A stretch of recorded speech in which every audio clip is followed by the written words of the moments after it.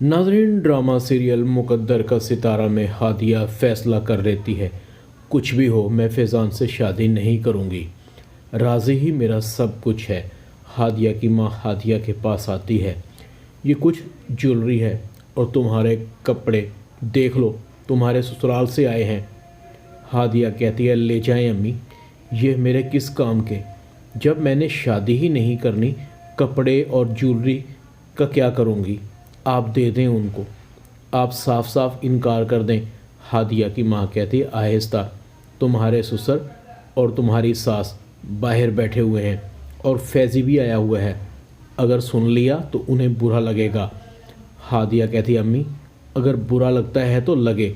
हादिया की माँ कहती है, तुम क्या समझती हो, अगर हम इनकार कर भी दें तो क्या तुम्हारी शादी राज़ी से हो जाएगी? बिल्कुल भी नहीं। राज़ी उनका भांजा है और उन्हीं के घर में रहता है, फिर भी तुम राज़ी से शादी करोगी? हादिया कहती, अम्मी मैं सिर्फ राज़ी से मोहब्बत करती हूँ, उसके अलावा किसी और से शादी का सोच भी नहीं सकती, चाहे मुझे इसकी कोई भी कीमत अदा करनी पड़े। हादिया की माँ कहती है, तो फिर ठीक है, अगर तुम्हारा फ़ैसला यही है तो तुम अपने माँ बाप का मरा हुआ मुंह देखोगी, समझी तुम? हमारे जीते जी तो ऐसा नहीं हो सकता, इससे तो बेहतर हमें मौत आ जाए। हादिया कहती, अम्मी ये आप क्या कह रही हैं, मेरा मकसद हरगिज़ ये नहीं था। हादिया की माँ कहती है, तो फिर और क्या है, जब तुम अपने माँ बाप के किए गए फ़ैसले को ठुकराकर अपनी पसंद के फ़ैसले करोगी तो फिर हमको मौत आ जाए वो बेहतर है। हम शर्मिंदगी बर्दाश्त नहीं कर सकते कि लोग तुम्हारे करैक्टर और हमारी तरबियत पर उंगलियां उठाएं। आगे फ़ैसला तुमने करना है, कहो तो मैं जाकर उन लोगों को शादी से इनकार कर देती हूँ।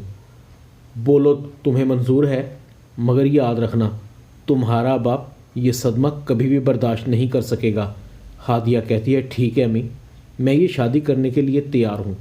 मैं अपनी मोहब्बत के लिए अपने माँ बाप को कुर्बान नहीं कर सकती। हादिया की माँ कहती है, मैं जा रही हूँ, उन लोगों के लिए मिठाई और चाय लेकर आ जाना। इधर सफदर अलीम को कहता है, अरे अलीम भाई, हमारी बहू को तो बुलवाओ, उसे बताओ कि हम मिलने आए हैं, फैज़ी भी आया है। हादिया की माँ कहती है, सफदर भाई हादिया आ रही है, बस चाय बनाने में मसरूफ़ है, लो हादिया भी आ गई। सफदर भी बहुत खुश होता है।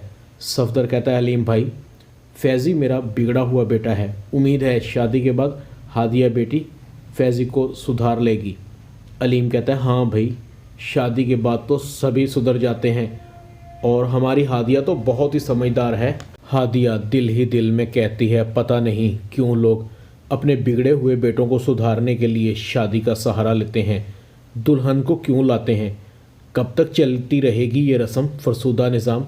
हादिया ये कहकर चली जाती है। हादिया की माँ कहती है, हमारी बेटी बहुत शर्मीली है भाई साहब, ज़रा शर्मा आ गई है।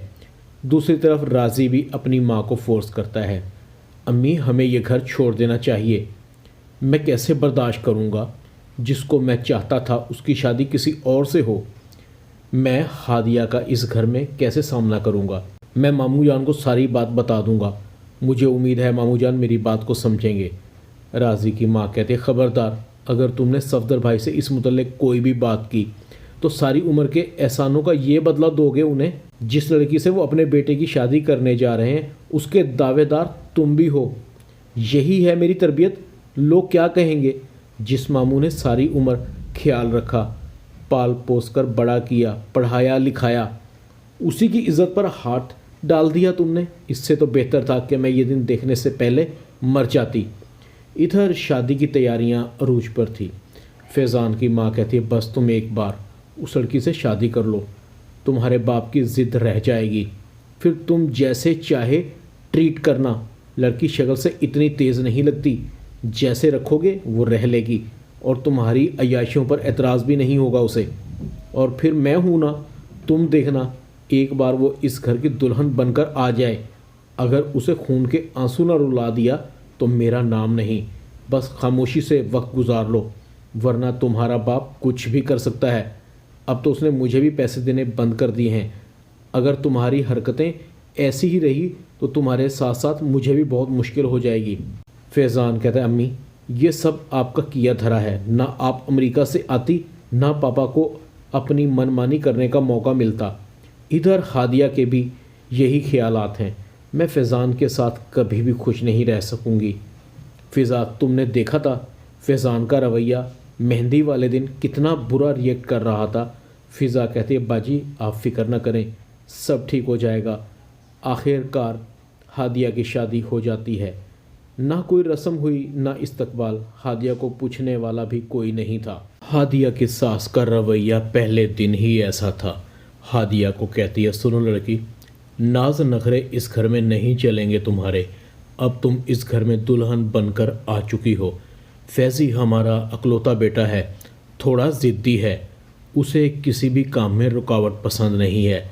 قسمت سے تم دلہن تو بن کر اس گھر میں تو آ گئی ہو، مگر کبھی بھی یہ خیال اپنے دل میں مت لے آنا اس گھر پر تمہارا کوئی اختیار ہے، یہاں پر صرف میرا حکم چلتا ہے۔ صبح سے اپنے کاموں کو سنبھال لینا۔ رہ گئی بات فیضان کی، وہ اپنے دوستوں کے ساتھ مشغول ہے، اس کے لیٹ آنے پر بھی تمہیں کوئی اعتراض نہیں ہونا چاہیے۔ وہ اکثر رات کو لیٹ آتا ہے۔ وہ تو اس شادی پر خوش ہی نہیں تھا، مگر صفدر کمال کو ہی فیضی کی شادی تم سے کرنے کا بھوت سوار تھا۔ فیضی رات کو کسی پہر گھر آتا ہے۔ تم سوئی نہیں؟